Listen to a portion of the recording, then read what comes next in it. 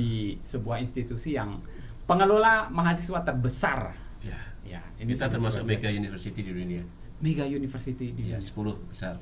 10 besar. Wah, ini kan sangat luar biasa. Ya, alhamdulillah dengan giginya teman-teman kami di Staf UT Mataram yang bekerja keras, kami hanya kerja di belakang. Kami mendorong teman-teman untuk aktif terus mensosialisasikan tentang UT kepada masyarakat. Karena seperti Pak Darwo ini adalah sebanyak mungkin membangun silaturahim.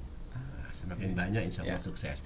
Karena masuk UT mudah katanya kan, tapi kenapa lulus sulit gitu. Padahal saya bilang nggak ada skripsinya, saya bilang. Gimana menjawab ini Pak Ali ini? Nah, itu gampang tuh. Siapa yang masuk gampang, keluar susah. Nah, itu. Berbagi cerita untuk saling inspirasi. YS Podcast. Assalamualaikum warahmatullahi wabarakatuh. Waalaikumsalam warahmatullahi wabarakatuh. Oke, ini sudah hadir dua sahabat luar biasa. Ini satu dari Jakarta terbang ke sini. Ada kiainya, ada Pak Yainya UT ini sudah hadir di sini. Beserta Direktur UT Mataram, ada Wakil Rektor 2 Universitas Terbuka. Assalamualaikum Pak Ali. Waalaikumsalam Bung Yes. Siap. Pak Darwo apa kabar? Alhamdulillah sehat. Oke, alhamdulillah bisa hadir di S-Podcast ya. Oke, ini hari ini kita akan membicarakan bagaimana sebetulnya UT sebagai open ya, atau sebagai cyber university. UT tentu sudah banyak berkembang dan ternyata ada orang yang mengawal betul-betul karirnya itu dari UT ini. Ada Pak Ali, luar biasa Prof. Ada Profesor Dr. Ali Muktianto, SMSI, atau biasa dipanggil dengan Gus Ali kalau di sana. Pak Ali, ini sangat luar biasa. Saya lihat baca-baca tentang Pak Ali, bagaimana sebetulnya mengawali di UT itu sejak tahun 2000. Ya, 2000. Masuk di UT betul-betul dari bawah tangga ini betul-betul dari tangga pertama itu. Ya, betul. Ya, mengawali karir di UT, Pak Ali, apa yang kira-kira menjadikan kayaknya ini tepat dah di UT dah mengambil pilihan itu Pak Ali ini? Menarik ini pertanyaan. Ini ngulik ya masa lalu sejarah. Iya, penting ini buat inspirasi untuk adik-adik kita. Iya, betul sekali. Sebenarnya tuh masuk UT bukan pilihan loh, tapi akhirnya jadi pilihan. Akhirnya jadi pilihan. Menarik. Saat itu juga itu perubahan yang seketika. Oke. Jadi kisahnya saya sedang sekolah S2 waktu itu di Universitas Pajajaran dengan biaya sendiri dan selanjutnya beasiswa. Ada kawan saya itu di UT, kantor UT Pusat. Saya nggak ngerti itu waktu itu apa sih UT ini. Masih asing ya saat itu. Asing Universitas Terbuka. Tapi kuncinya trust saya. Saya trust sama sahabat saya ini. Dia dosen UT. Dia bilang, Pak Ali kan S1-nya akuntansi. Waktu itu dosen masih bisa loh nerima S1. Betul. Tahun 2000. Iya Pak. Ini kantorku buka buka lowongan dosen. Ngelamar aja gitu. Karena saya trust sama dia dan saya deket sama dia juga, asik juga nih kerja bareng sama temen ya. Yang ngelamar aja saya. Ngelamar saya. Ini iseng-iseng berhadiah ya? Ya iseng tapi ngarep banget. Karena saya udah punya istri. Udah kan ngelamar anak orang, nggak punya kerjaan, kerjaannya hanya mahasiswa, ngandalin beasiswa kan. Ngelamar saya. Ingat saya waktu itu kira-kira bulan-bulan Juni gitu ya. Ngelamar. Alhamdulillah saya bulan November wisuda dan November tuh kalau nggak salah saya udah melewati tahapan ujian, tes tertulis, kemudian wawancara dan udah hampir diumumkan saya diterima di UT. Itu menarik banget waktu itu Bung. Dari 200 peserta kemudian jadi 60, kemudian jadi 2 gitu. Saya itu alhamdulillah 200 selalu jadi 2. Wah. Ya, saya itu selalu ikut ke bawah saja. Ini doa orang tua kayaknya. Bukan karena kita pinter. 200 jadi 60, saya nomor 60 lah. Enggak muluk-muluk bapaknya ya. Terus 60 jadi 6, saya nomor 6. 6 jadi 2, saya nomor 2. Nomor 2. Hanya diterima 2 orang. Program studi akuntansi. Waktu itu belum ada program studinya, saya dimasukin ke FIR dan terpaksa saya kan belajar ya UT itu apa. Akhirnya saya tahu UT negeri.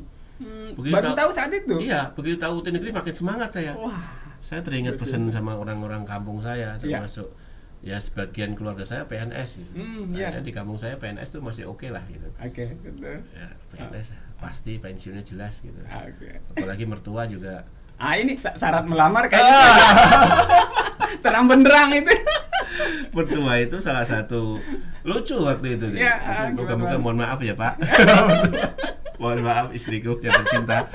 Jadi salah satu syarat saya boleh melamar anak bapak mertua ini, udah almarhum beliau sekarang, itu syaratnya tidak boleh memutus cita-cita dan harus mengusahakan istri jadi PNS. Padahal saya bukan PNS loh. Ini begitu ada tawaran jadi dosen PNS atau PNS, minimal saya dulu deh. Setelah itu masuk UT 2000, per SK-nya 1 Desember ya 2000 tahun 2000. Nite kali di situ saya ikuti terus. Ijazah belum diakui, masih S1. Masih S1 dipakai. Meskipun saya November dan lulus 2000 tahun itu 2000 dan lulus, tapi November 1 Desember PNS. Begitu saya naik pangkat, naik jabatan dari tenaga pengajar menjadi asisten ahli, baru bisa disesuaikan S2-nya. Menyesuaikan. Terus waktu itu kita ngerintis tuh sampai tahun 2006, mulailah kita ada tanda terang prodi akuntansi bisa dibuka. Waktu itu kita ikut di prodi manajemen. 2008 resmi dibuka, saya menjadi kaprodi pertama. Kemudian ngerintis, sudahlah jangan lama-lama jadi kaprodi, sekolah aja. 2010 sekolah saya. 2010 lanjut lagi. Sekolah, kemudian saat jadi kaprodi juga ikut merintis mendirikan SPI-nya UT, Satuan Pengendali Internalnya UT. Kemudian 2010 sekolah S3 di UI, 2016 lulus. Agak dilama-lamain dikit. Sambil balikin modal.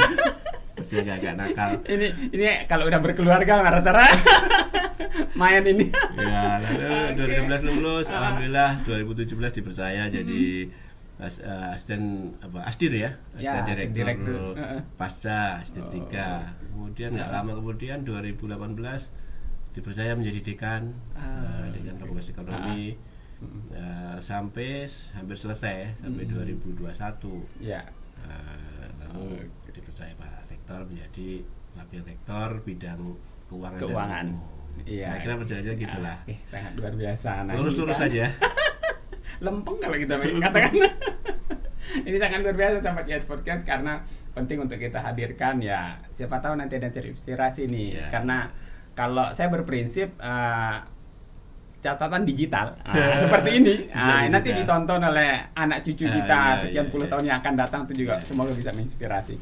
Saya berikutnya ke sahabat saya lagi, ini luar biasa. Sejak beliau pertama kali di sini ya saya langsung ketemu dan banyak diskusi terkait dengan UT, karena saat itu juga ya saya memang tutor UT gitu. Assalamualaikum Pak Darwo. Waalaikumsalam. Pak Darwo ini sangat luar biasa. Energik ini, ini sangat energik. Sepedaan saja masih luar biasa jauh ini. Nggak ada yang bisa ngalahin. Ya, pokoknya jangan nyoba-nyoba nyali Pak Darwo nih yang sepeda ini. Pak Darwo, sebelum di Mataram nih, bagaimana ceritanya pindah ke Mataram? Dan saya tahu betul ini soalnya kayak nggak bisa diem, terus membawa UT kemana-mana. Bahkan kalau boleh ditanya, semua radio dan TV sudah dijelajahi sama Pak Darwo. Gimana Pak Darwo pengalamannya kemudian pindah ke Mataram? Ya, pengalaman saya semenjak diangkat jadi direktur UT itu mulai dari Ternate dulu. Di 2014 bulan Agustus. 21 Agustus saya berangkat ke Ternate. Saya juga belum tahu Ternate kayak apa, karena kata saya Google dulu, enggak mau. Saya akan datang mau masuk ke hutan yang belum tahu situasinya. Karena itu menantang. Nah, alhamdulillah di sana saya dipercaya 3 tahun. Mahasiswanya dari 500 waktu itu ke 1100. Saya pindah ke Purwokerto. Di Purwokerto 2017 sampai 2019, 2 tahun juga non pendasnya, yang non guru itu juga naik dari 11.000 ke 12.000 lebih. Nah, baru di situ karena di Mataram masa berlakunya habis, jadi saya ditugaskan untuk ke Mataram dan saya siap di mana saja karena kita adalah pasukan yang harus bisa melayani masyarakat, ya kita siap di mana saja untuk bertempur. Alhamdulillah dengan begitu dengan Pak Yusron juga kita bisa masuk ke radio, ke TV dan podcast kemana-mana. Alhamdulillah jumlah mahasiswa di Mataram juga sekarang dari 2.700-an waktu itu saya datang, sekarang sudah 4.370-an dengan S2. Alhamdulillah dengan giginya teman-teman kami di staf UT Mataram yang bekerja keras, kami hanya kerja di belakang. Kami mendorong teman-teman untuk aktif terus mensosialisasikan tentang UT kepada masyarakat karena bagaimana sih mengedukasi masyarakat bahwa UT itu jangan dikira swasta. Betul. Kan itu kan. UT itu negeri. Jadi ya bagaimana memperkenalkan kita di masyarakat. Itu dari Pak Yusron yang ngajak ke radio, ke TVRI, iNews dan Lombok TV kemarin terakhir di Sela Parang TV juga sudah kami datang sana dengan para alumni dan mahasiswa kami coba untuk itu Pak Yusron. Oke, ini bersinergi dengan media ceritanya nih Pak Ali ini. Luar biasa. Zamannya media ya. Betul. Ya, kita harus bersahabat dengan teman-teman media karena mau gak mau ya media ini jadi garda terdepan informasi apalagi kita mau branding. Nah, sampai saat ini juga ternyata masih ada kita menemukan pertanyaan UT itu negeri apa swasta. Kadang mereka kaget. Negeri ternyata. Nah, gitu apalagi kalau sekarang enak, Pak. Coba lihat di depan kantor DPRD. Kota Mataram, lihat bangunan itu. Kalau udah lihat itu beda. Oke, ini kaitannya dengan pengembangan. Nah, ini kan Pak Ali sudah mengawal betul ini berada di tim pengembangan UT ini sejak awal ini sangat gigih di situ. Bagaimana sebetulnya melihat UT saat ini pasca Covid ini, Pak Ali? Ini sering mengutip pernyataan Pak Rektor kita ini dengan Covid bahkan justru berkah di balik musibah. Bagaimanapun Covid musibah betul. Berlindung dari musibah ini. Tapi ada berkah, blessing blessing yang nggak kita sangka-sangka. Akhirnya semua mendadak UT nih, mendadak mengerti tentang belajar online. Meskipun sekarang juga agak sedikit memberikan PR buat kami untuk meluruskan pemahaman bahwa UT itu bukan pembelajaran online ansih, bukan. Pembelajaran online itu, online learning itu salah satu saja. Salah satu saja dari modus pembelajaran di UT. UT itu seperti etalase pendidikan, seperti swalayan gitu, yang sistem pembelajarannya atau layanan pembelajarannya itu dari yang paling tradisional sampai yang paling modern. Ada semua di situ. Ada semua. Yang masih model maunya surat-suratan masih kita layanin. Masih juga ada. Masih kalau yang contohnya yang ikut lab akuntansi misalkan, yang nggak bisa akses ke internet, nggak bisa akses ke kelas. Mereka hanya minta dikirim tugas, disurati, kita kirim surat, terus mereka mengerjakan semacam kertas kerja begitu, terus dikirimkan. Itu masih kita layani. Selain juga ada yang tutorial tatap muka, kemudian ada tutorial online yang menggunakan internet yang asinkronus atau yang tatap muka langsung, seperti kita sekarang ini, atau tatap muka melalui media. Sekarang banyak media-media yang bisa untuk tatap muka lengkap. Termasuk yang sekarang sudah masuk digital learning. Jadi mereka intinya kita menyiapkan sistem pembelajaran atau modus pembelajaran yang paling nyaman buat mahasiswa. Jadi karakter mahasiswanya itu tinggal pilih sebetulnya. Dia nyaman dengan cara apa? Dia nyaman dengan baca-baca banajar, dia udah canggih.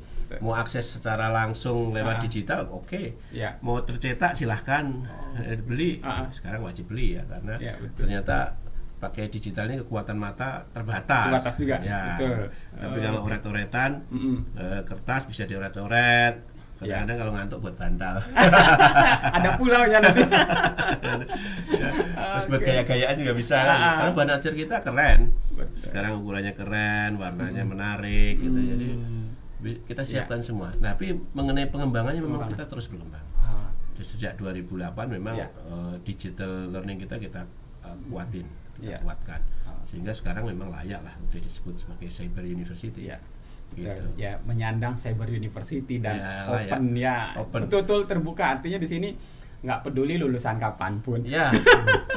Terus mau belajar kapanpun sebetulnya kan. Jadi artinya open access. Open access. Okay. Open kepada siapapun, open to place, open to people. Jadi dimanapun oke, siapapun oke, dengan gaya belajar apapun oke. Masalahnya mau apa enggak sih? Nah, belajar gitu. Ya. Mau belajar apa enggak? Nah, gitu aja urusannya sekarang ya. Karena semua pilihannya sudah sangat luar biasa. Kita potret yang ke Mataramnya ini dulu. Pak Darwo. Yang Mataram ini sangat luar biasa pertumbuhan, bahkan ini yang kelas-kelas khusus, yang polisi, yang lain-lain ini kayaknya berkembang cukup baik ya, karena dengan tagline yang UT ya kerja ya, kuliah oke, kerja oke. Nah ini kan bisa di dalam satu waktu sebetulnya. Nah bagaimana perkembangan atau animo orang-orang yang sudah bekerja saat ini ingin berkuliah lagi. Nah UT Mataram ini kan sudah banyak angkatan kelas yang khusus ya, Pak Darwo. Nah gimana kalau yang seandainya, ini ada beberapa yang nanya ke saya juga, saya sedang kerja di sini misalnya di kafe, gimana saya menyesuaikan ya. Paling sederhana, saya kirimkan aja brosur yang dikirim Pak Darwo. Gimana Pak Darwo? Ya, jadi betul memang Pak Yusron bahwa banyak orang-orang yang anak-anak muda yang begitu dia tidak diterima di perguruan tinggi tatap muka, mereka kerja. Setelah kerja, ternyata kerja kok begini aja. Saya juga pengen kuliah. Nah mereka memang sekarang sudah sebagian masuk kuliah di UT, tetapi mereka itu walaupun bekerja tetap bisa meluangkan waktunya untuk baca, karena belajarnya kan kita kapan saja boleh dan di mana saja. Yang penting adalah dia mau tadi Pak Prof Ali katakan, mau belajar enggak, niat ada belajar enggak. Kalau niatnya tinggi, insya Allah cepat selesai. Banyak mereka yang sibuk, anggota polisi yang sibuk, ternyata dia bisa kok selesai, baik S1 maupun S2. Nah, untuk anak-anak muda ini sebenarnya mereka karena ketidaktahuannya aja Pak Yusron. Ya betul. Tadi setelah kita kasih pengarahan, kita kasih brosur, kita ajak ngobrol, mereka baru ngeh, oh ternyata nggak ada masalah kok. Iya. Kenapa? Karena ujiannya UT kan juga sebagian besar kan di hari Sabtu dan Minggu. Betul. Apalagi sekarang metodenya ada 3 metode ujian yang besok di hari ini sudah mulai di UT Mataram udah ujian. Itu ada ujian online, dia datang ke satu tempat di misalnya kantor BPJJ atau di SMK 3 Mataram, itu online di sana ada bisa. Kemudian ada juga yang ujian tatap muka yang dilakukan pada 17-18 besok. Kan 1 minggu itu. Nah, ada juga yang THI di rumah. Nah, jadi banyak modus yang harus dikerjakan oleh mahasiswa. Artinya tidak mengganggu sepanjang dia disiplin. Maksudnya disiplin waktu enggak, mau belajar enggak, itu aja. Jadi jangan lihat wah kuliah itu susah kok. Enggak sebenarnya, sepanjang ada komunikasi. Dan kemarin Pak Yusron, saya dapat kesempatan di Blanting. Ada di SPN ya? Ada 186 Bintara Muda yang bisa kami berinformasi tentang UT. Dan mereka ternyata sangat antusias untuk belajar. Karena memang disupport oleh kepala sekolahnya di sana, kepala SPN-nya sangat mensupport. Ada juga paman saya di situ sebagai pengajarnya, polisi alik namanya. Nanti saya kabari dulu. Siap. Ya itu jadi lumayan. Dan sekarang hukum udah termasuk favorit, mahasiswanya 933. Wow. Untuk hukum aja. Mas gemuk ini ya, sudah hukum luar biasa banyak sekali. Ini menyandang sebagai ini kadang saya mendapatkan pertanyaan ini, Prof Ali. Masuk UT mudah katanya kan. Tapi kenapa lulus sulit gitu. Padahal saya bilang nggak ada skripsinya, saya bilang. Gimana menjawab ini Pak Ali nih? Nah, itu gampang itu. Siapa yang masuk gampang, keluar susah. Nah, itu. Itu sebenarnya itu cocoknya buat ibu-ibu itu ya. Masuk gampang keluar susah. Maksudnya bukan gitu ya. Itu yang susah bagi yang nggak belajar. Satu. Tapi lebih utama lagi yang nggak memahami metode belajar jarak jauh. Kalau yang memahami metode belajar jarak jauh, wah mudah sekali lah.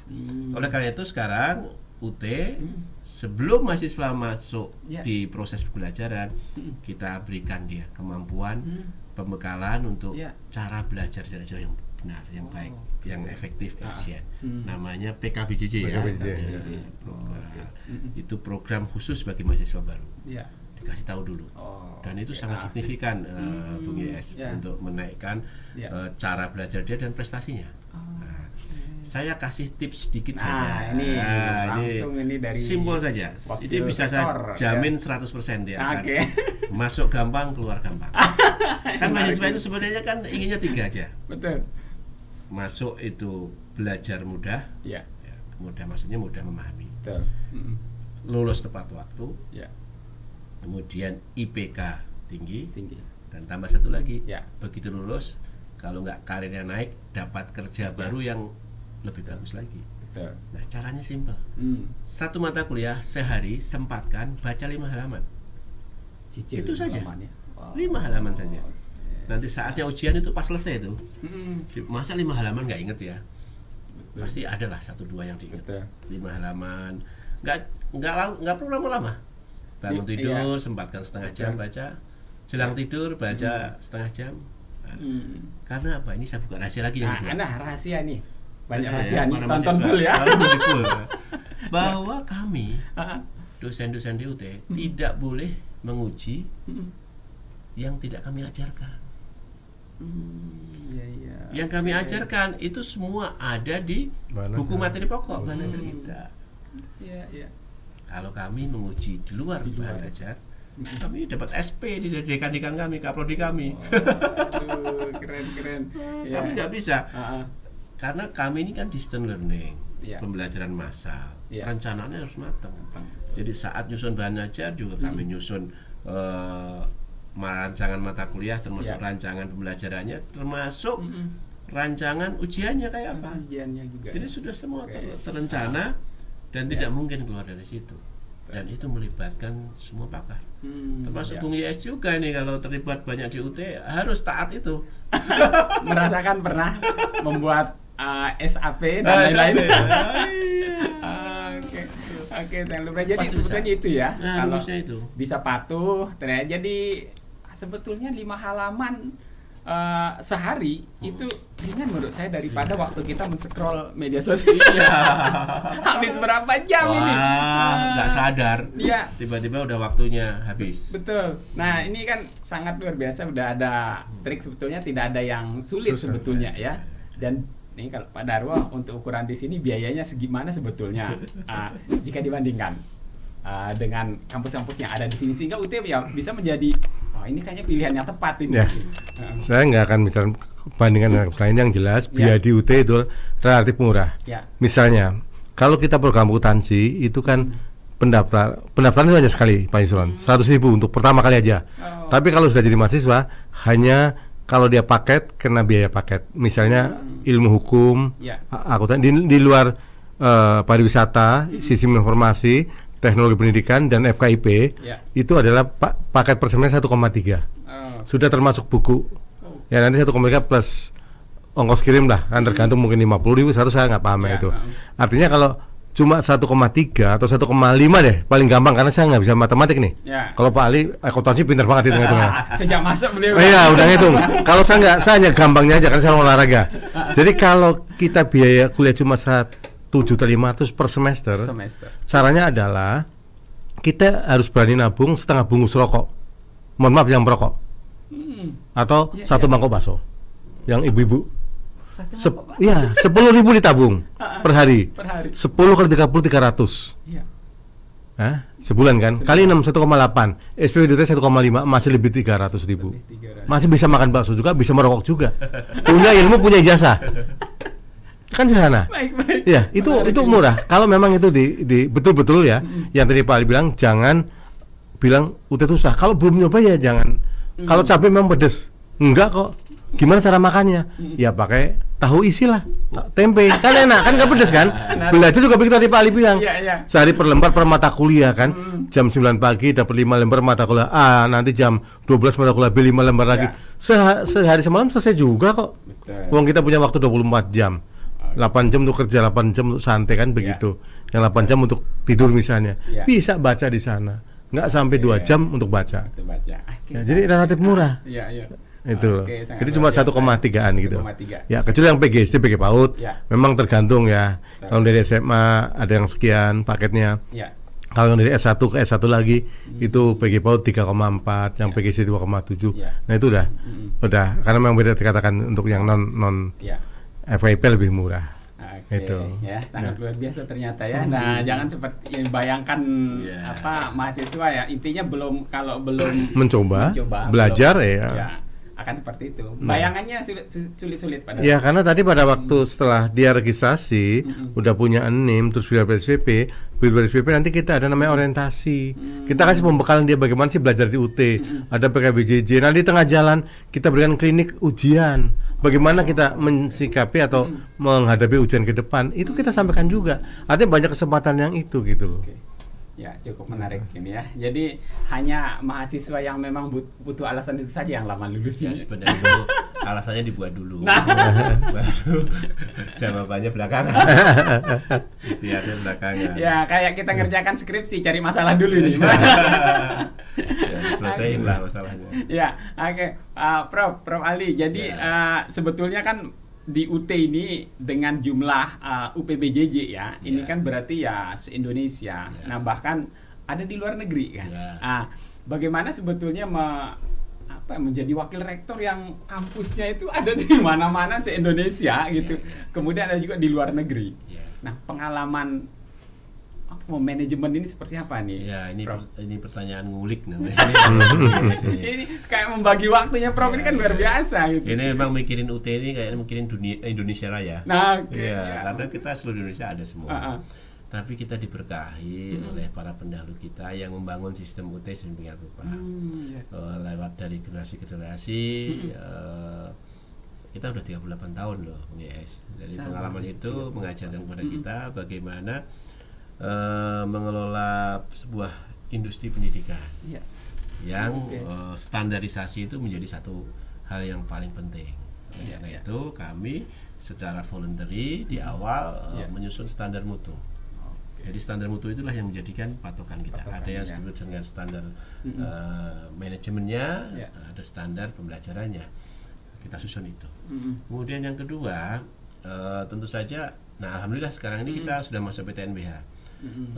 Struktur kita susun yang memang mengikuti karakter pembelajaran jarak jauh, pendidikan jarak jauh, distance learning, ya DLA itu education. Jadi kita bangun sedemikian rupa sehingga koordinasi, rentang tanggung jawab itu betul-betul terdistribusi dengan baik. Jadi kalau bahasa sederhananya itu UT adalah kalau dihubungkan dengan pekerjaan saya kebijakan UT dari dulu sampai sekarang itu masih sentralisasi keuangan, desentralisasi activity. Jadi kita berikan keluasaan penuh kepada kantor-kantor daerah kita untuk melakukan aktivitas-aktivitas yang produktif. Tidak usah mikir uangnya dari mana, tidak usah mikir nanti terdanai apa enggak.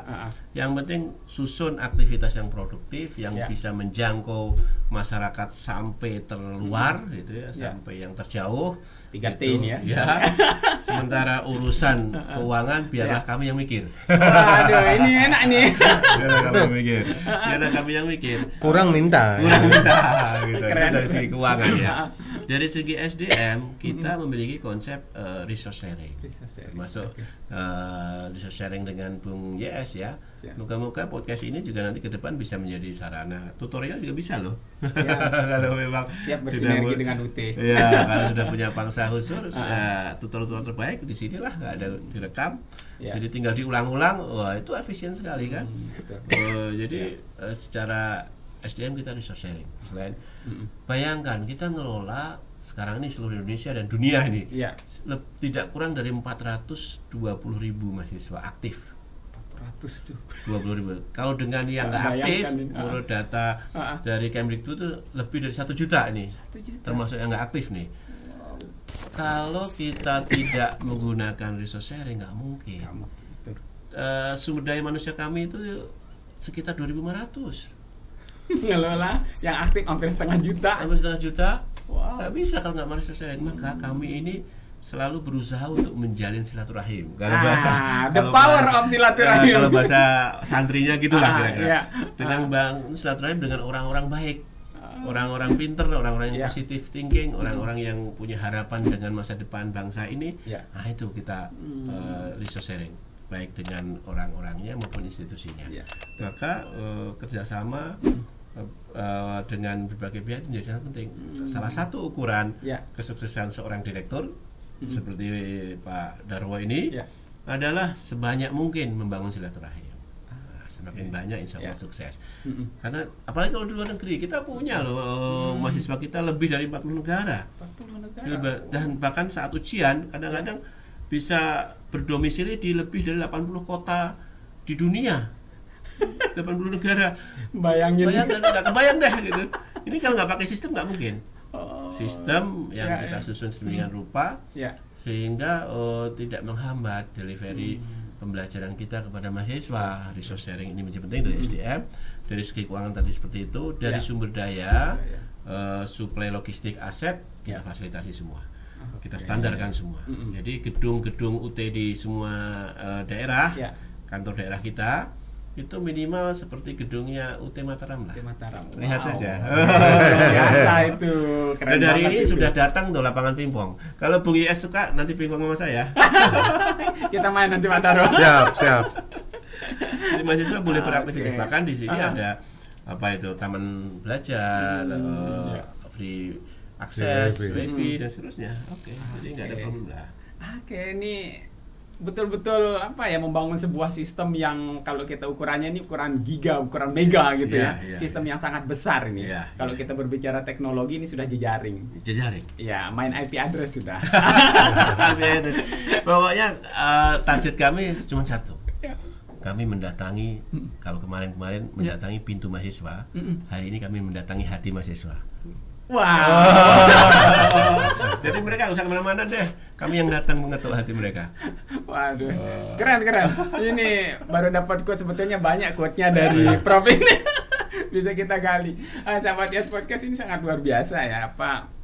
Baru banyak mendapatkan gambaran ya. Sebetulnya udah banyak diskusi dengan Pak Darwo tentang lingkup kita di sini gitu ya. Tapi ternyata UT yang berkembang sudah sangat pesat dengan usia udah 30 tahun lebih ya. 38 tahun, ntar lagi 40 tahun ini kan menjadi sebuah institusi yang pengelola mahasiswa terbesar. Ini kita termasuk mega university di dunia. Mega university di 10 besar. 10 besar. Wah, ini kan sangat luar biasa. Semoga UT memberikan manfaat terbesar kalau dari yang sering dikatakan Prof ini menjadi orang yang paling bermanfaat sebanyak. Ini menjadi patokan kita.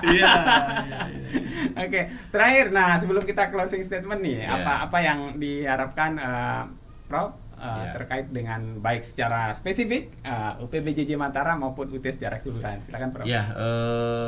Tentu saja kami berharap kehadiran kami disambut dengan gembira, disambut dengan antusias oleh seluruh masyarakat. Karena kami melayani apa yang tidak dilayani oleh mitra-mitra kami di perguruan tinggi tatap muka. Kami menjangkau yang tidak dijangkau oleh tatap muka. Dan kami selalu bersinergi dengan teman-teman perguruan tinggi negeri maupun swasta. UT adalah perguruan tinggi negeri dengan standar internasional. Dan kami target kami adalah terlibat aktif dalam mencerdaskan kehidupan bangsa. Maka kami tidak sekedar masuk ke pintu kamar mahasiswa kami atau masyarakat, tapi kami akan masuk ke hati masyarakat. Wow, ini kalau udah nyentuh hati ini ada urusan ini. Ada cinta.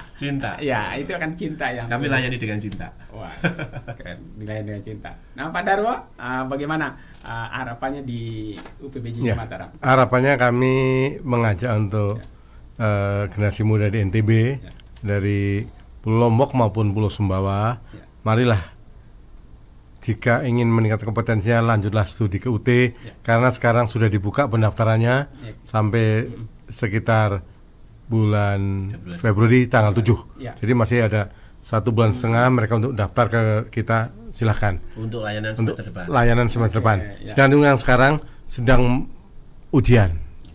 Jadi selamat yang sedang menempuh ujian, tapi mohon bisa mengajak teman-teman saudara yang lain untuk bisa studi lanjut di UT, karena tagline kami tadi dari awal adalah kuliah kerja juga oke. Harus tidak meninggalkan apa-apa, kita bisa punya ilmu yang baik. Jadi selamat bergabung ke Universitas Mataram. Dan jika ada sesuatu bisa dihubungi kami yang tertera di webnya UT atau ke saya juga boleh. Saya ekstra nomor Pak Yusron.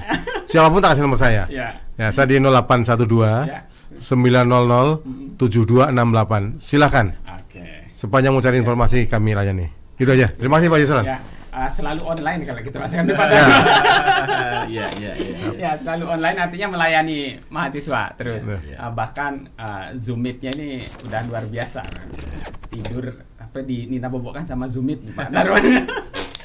Terima kasih Wakil Rektor 2 Universitas Terbuka Pak Profesor Dr. Ali Muktianto sudah hadir di S-Podcast, kemudian Kepala UPBJJ, Direktur Direktur UPBJJ Mataram Pak Raden Sudaro sudah hadir di S-Podcast.